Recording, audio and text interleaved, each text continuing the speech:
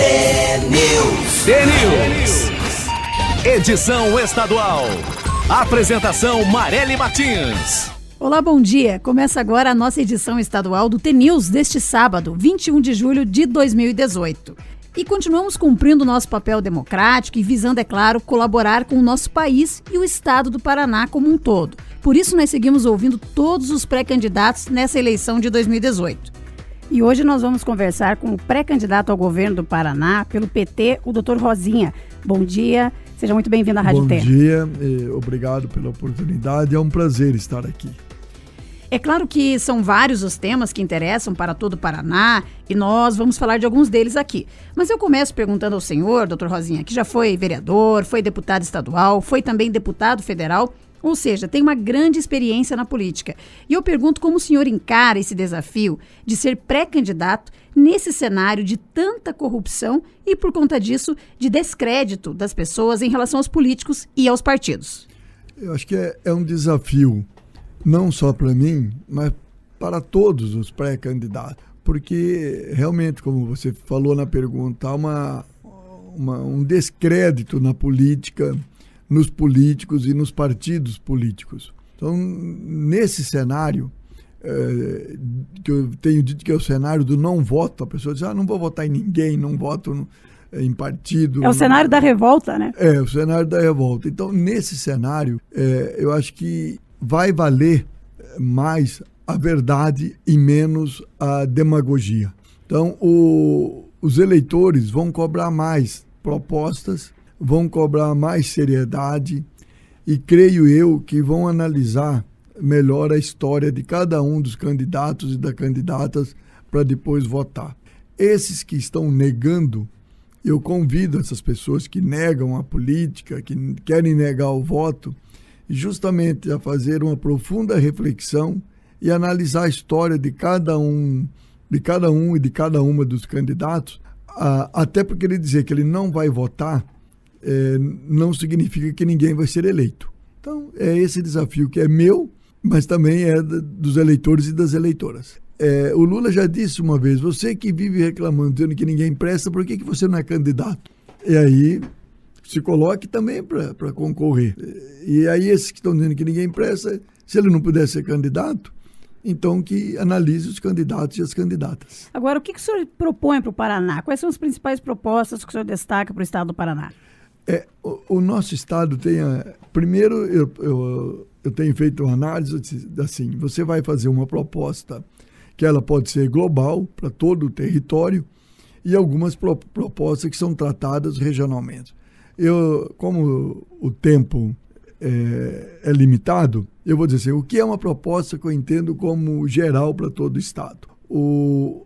A Copel Telecom tem cabos de fibra ótica nos 399 municípios do estado. No entanto, há centenas de escolas públicas, seja municipais ou estaduais, que não têm internet. Há centros de saúde, postos de saúde que não têm internet.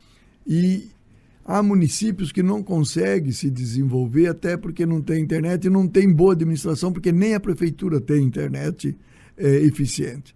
Então, uma proposta minha é que no meu segundo ano de governo, todos os serviços públicos estarão atendidos por internet através dos cabos da Copel Telecom e mais, o setor privado que hoje, antigamente, por exemplo, ele cobrava terreno, doação de terreno para construir, hoje cresce muitos serviços, não só as indústrias.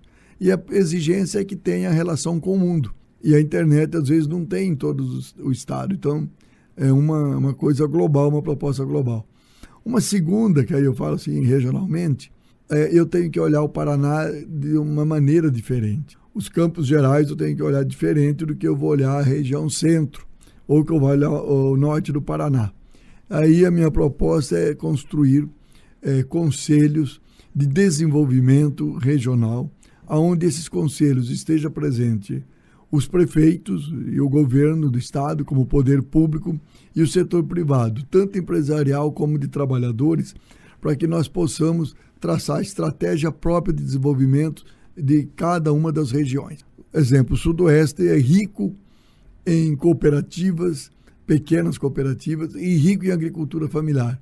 Enquanto outras regiões, se pegar Maringá, já é mais rica na produção de agroindústrias. Então, tem que se olhar diferente. Qual é a avaliação que o senhor faz da gestão de Beto Richa no governo do Paraná? Eu peço, quando eu falo sempre ao eleitor, para ele fazer uma reflexão, eu peço ao eleitor, a eleitora que pensa assim, qual foi o grande programa, ou um programa, não vou dizer grande, um programa que Beto Richa, Cida Borghetti, que era vice-governadora dele, e o secretário de Estado, que é o Ratinho, desenvolveu para o Paraná. Às vezes a pessoa pensa assim, bom, o que é um programa? Eu vou dizer, bom, então um programa que foi desenvolvido no governo Lula, expansão das universidades públicas. Outro programa, ProUni, para estudantes. Outro programa, Luz para Todos. Então, um programa do Beto Richa e os outros dois que eu citei. Nenhum. Então, a crítica minha ao Beto Richa é geral. O que é mais lembrado quando eu pergunto isso no debate, que não é um programa, mas foi uma ação, um gesto, as pessoas dizem assim, 29 de abril, quando espancou os professores e servidores públicos da educação. É um governo negativo, um governo que não construiu absolutamente nada, que não deixa legado nenhum para o Paraná. Nós estamos conversando com o pré-candidato ao governo do Paraná, Dr. Rosinha, do PT. Como estão as coligações para a sua pré-candidatura, vamos falar assim, né? Que estamos no momento ainda de pré-candidatura. Quais os partidos que podem compor com o senhor?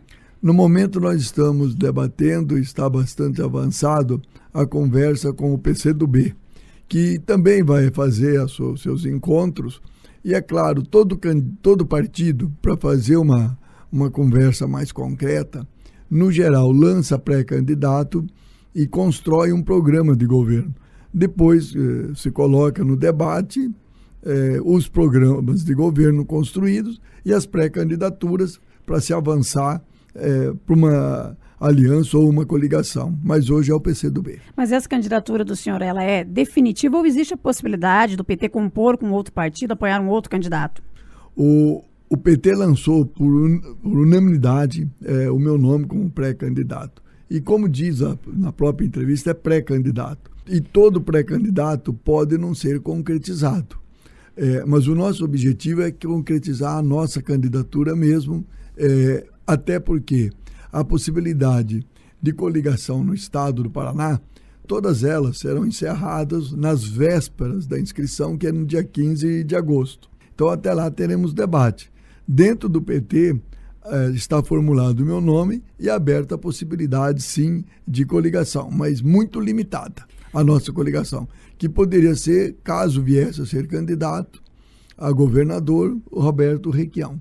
Sem isso, não tem a possibilidade de recuo nenhuma. Até porque os outros dois pré-candidatos, como o senhor já citou, representam a continuação do governo Richa, Ratinho Júnior e Cida Borghetti. Daí tem também o Osmar Dias, do PDT, que também é pré-candidato. Sim, Osmar Dias é pré-candidato. Ele não teve diretamente nenhuma responsabilidade pela catástrofe do governo Beto Richa, mas indiretamente tem, porque o seu partido, o PDT, era a base do governo Beto Richa, votando os pacotes de maldades dentro da Assembleia Legislativa, ao contrário do PT, que nunca votou favorável, sempre foi contrário às políticas do Beto Richa. Mas o Osmar já foi da gestão do PT também, né? Foi, e nós não negamos, e eu entendo que ele foi um bom gestor. Eu entendo que ele foi competente na gestão, no papel que lhe coube. Nós não negamos isso, não. O que a gente tem notado da população, e até voltando lá no voto revolta, é a questão da corrupção. Não tem como. Muita gente está dizendo que não vai votar em candidato corrupto ou em candidato que tem ligação com esquemas, né, que foram divulgados aí pela mídia de corrupção, e não tem como não falar da Lava Jato, de tudo que vem sendo visto aí no Brasil. E é claro que isso, eu quando falo sobre isso, falo muito claramente de todos os partidos, não é só PT, é PSDB, é PMDB, PP, todos os partidos. Mas o PT, é claro que tem uma situação um pouquinho diferenciada, porque como o senhor já citou desde o começo da entrevista o nome do ex-presidente Lula, que está preso, e vocês inclusive tentando a soltura do Lula, como é que é encarar o eleitor diante de tanta revolta que a população tem em relação à legenda do PT? Eu encaro com muita tranquilidade e com muita facilidade. Eu sou fundador do PT, e quando faz análise sobre o tema corrupção, todas as leis, seja a lei da transparência ou seja, a lei da delação premiada, foi aprovada no governo nosso, PT, Lula e Dilma. Toda a independência dada à Polícia Federal e ao Ministério Público para investigar corrupção foi o nosso governo que deu essas condições. A Polícia Federal, ela era submissa. Eu lembro que quem mandava dinheiro para a Polícia Federal era o governo norte-americano para poder trabalhar no governo do Fernando Henrique Cardoso. Então, nós que aparelhamos e demos condições para toda a investigação. Feito isso, quando pega, não sou eu, petista, que fiz, mas qualquer um que tem computador entra no Google e coloca os partidos mais corruptos. O PT não está entre os 5 mais corruptos. O PT vai estar em 9º, colocado como um partido corrupto. Ou seja, tem 8 grandes partidos na frente. Está o DEM, o PSDB, o PPS, o PP, o PTB, PMDB, todos eles vêm antes. E isso da corrupção não é uma coisa do PT, é uma coisa da maneira que foi constituído o Estado brasileiro. Doutor Rosinha, mas é preciso dizer que o fato do PT não estar na liderança do ranking da corrupção não significa dizer que o PT não é corrupto. Ou seja, o PT é corrupto e esse ranking não justifica nada. Quem mais combateu a corrupção foi o PT, não só por os instrumentos que criaram, mas ele mesmo combateu quando ele criou a Controladoria Geral da União e quando ele nomeou sempre o mais votado dos promotores do Ministério Público, dos procuradores. Nunca ele nomeou o 2º ou 3º, como faziam os governos anteriores, ou até como fez o Temer, que não nomeou o mais votado agora, e nem o Fernando Henrique Cardoso. Então eu fico tranquilo. E o Lula está preso por perseguição política. Não há nenhuma prova contra o Lula. Tanto é que quantidade enorme de advogados questiona a prisão dele, juízes questionam. Recentemente houve um debate aí por um plantonista, o juiz Rogério Favretto, ter dado um habeas corpus. Então, o próprio Poder Judiciário anda questionando. E o juiz Sérgio Moro é um desrespeitador da Constituição, é um desrespeitador das leis. O juiz Sérgio Moro divulga áudios, grampos, que ele gravou fora da lei, ele não podia gravar, ele manda para os meios de comunicação sem poder mandar, conduz o Lula coercitivamente para depor, quando não podia fazer isso. Aliás, recebeu puxão de orelhas de vários ministros, o último foi do ministro Toffoli, anteriormente também daquele que acabou esquecendo meu nome, aquele que morreu no acidente do avião, que deu 2 puxões de orelha nele. Ele é desrespeitoso, o juiz, e nitidamente ele age com posições políticas. Lindas fotos dele sorrindo com Aécio Neves, com o Dória, com Pedro Taques, Michel Temer. Ele fica bem na foto com essa turma. Do seu ponto de vista, então, o Lula é inocente em todos os processos, porque ele tem outros processos que ele é investigado também. Essa condenação aí, que ele está na sede da Polícia Federal em Curitiba, é por um dos processos da Lava Jato. Ele é inocente em todos eles, tanto é que acabou de ser absolvido recentemente por um juiz de Brasília de uma acusação também que era feita pelo Sérgio Moro. Vocês têm falado bastante na pré-candidatura do Lula a presidente da República, mas pela lei do ficha limpa, já condenado, ele estaria habilitado a concorrer? Ele está habilitado a concorrer, até porque há jurisprudência sobre isso. Recentemente, nas últimas eleições, mais de 150 candidatos a prefeitos concorreram, que era questionado pela ficha limpa, e alguns deles foram eleitos, mais de 100 foram eleitos. Então, já há jurisprudência que, creio que é o artigo 12, permite candidaturas, como o caso do presidente Lula. E a senadora Gleisi concorre a deputada federal? Seria esse o plano? Nós estamos fazendo o debate, né, dentro do Partido dos Trabalhadores, e ela será, até o momento, ela tem se colocado como pré-candidata a deputada federal. Doutor Rosinha, por conta dos tantos escândalos de corrupção envolvendo o PT, já é possível calcular as perdas que o partido teve em todo o Paraná? Houve uma queda no número de filiados? Olha, não só o PT, mas quando há corrupção, fatos corruptos na política, todos os partidos perdem. Eu lembro quando era deputado federal, que fazia acusação sobre qualquer um dos deputados, não importasse de que partido fosse, e que nós que teríamos que votar a cassação dele, ao sair na rua, as pessoas vêm te dizer, os políticos são todos iguais, veja só a desmoralização. Então, nesses fatos, assim, todos os partidos perdem. Aqui no Paraná, o Lula anda de 29% a 31% nas pesquisas, é o mais votado. O PT, pesquisa não é feita por nós do PT, não, feita por outros institutos, contratados por outras empresas, coloca o PT como 17% da preferência dos eleitores. Uma preferência de vontade espontânea, não é estimulado. É mais que o dobro da somatória da preferência dos outros partidos. E nós temos um partido que não está expandido em todos os municípios, mas nós temos militantes praticamente em todos os municípios.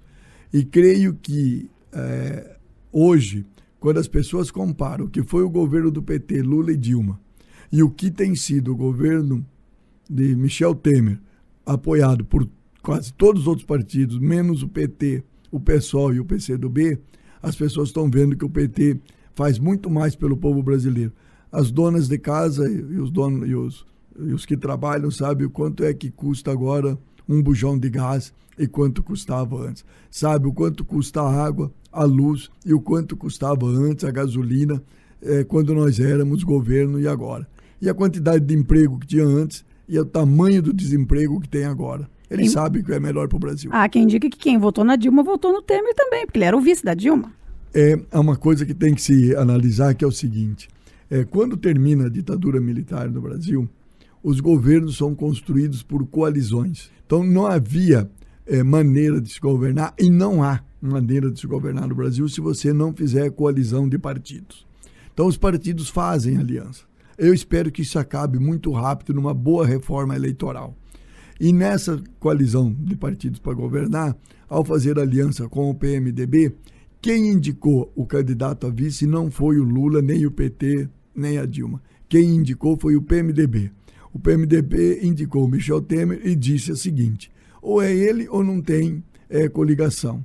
E se não tem coligação, você não consegue fazer a coalizão para governar. Então esse é um problema que nós temos que mudar no Brasil. Espero que comece a mudar agora a partir da próxima eleição para prefeito, quando proibiu a coligação na proporcional.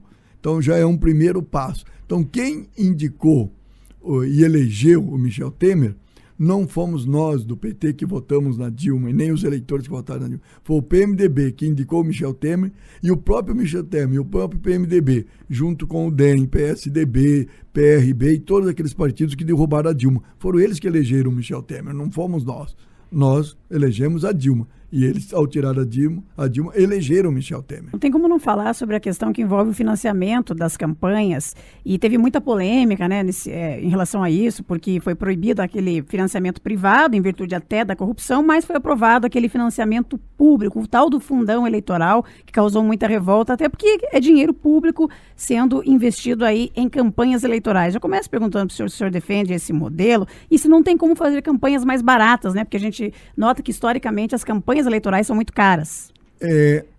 O povo tem... Eu entendo que boa parte da revolta de colocar dinheiro público em campanha eleitoral é desinformação e manipulação feita por alguns setores da mídia. Porque a campanha paga por empresa é uma campanha em que compra o deputado eleito. Entre votar a favor de um trabalhador, como agora da reforma trabalhista, e a favor da empresa que financiou, o cara vai votar a favor da empresa. É um esquema indireto de corrupção. No financiamento público, que é feito em muitos países, inclusive aqui do lado, o próprio Paraguai faz, apesar que ali não é um exemplo de democracia, e nem um exemplo de isenção, eu conheço bem o Paraguai, ao participar do Mercosul, o financiamento público é para que, mesmo que o dinheiro público faça com que o povo, o cara faça candidato, sem ficar dependendo de defender essa ou aquela empresa. Tanto é que quando veio à tona a corrupção agora da Petrobras, para que a empresa corrompe? Ela corrompe candidatos para ela ganhar dinheiro na sequência. A Dilma foi deposta justamente porque não cedeu aos corruptos. Tanto é que ela está sendo inocentada de tudo. Ela não cedeu. O cara achou que financiando a campanha dela ele ia ter favores. A Dilma não fez esse favor. Eu sou defensor de financiamento público e sou defensor de plena transparência. O povo tem que saber o quanto está indo para financiamento público, o quanto está indo para cada partido e como está gastando. Esse negócio de os partidos prestarem conta só para o Tribunal Eleitoral e só para o Tribunal de Contas é muito limitado. Tem que ter transparência total. E a campanha é muito cara. Ela tem que ficar mais barata mesmo. Eu concordo com você. Mas é um modelo que é feito. Eu vou falar aqui, tem candidato que compra voto. E tem eleitor que é pior, que vende o voto. Eu nunca comprei voto de ninguém. E vende barato. Os caras vendem para uma festa, para uma churrascada, para uma bola, para um jogo de camisa de futebol. Gente, vocês querem mudar o Brasil se você não muda você mesmo? O sistema está errado, né? Já começa por aí. O sistema está errado. Por isso precisa de uma reforma política em que mude todo o modelo de construção de partido, que mude todo o modelo de campanha e que bota fim à cultura da compra e venda de voto. Nós conversamos com o Dr. Rosinha, que é pré-candidato ao governo do Paraná pelo PT. Eu agradeço a sua participação aqui no nosso T-News e um bom dia. Obrigado, estou à disposição. E em instantes, mais informações no nosso T-News. T-News.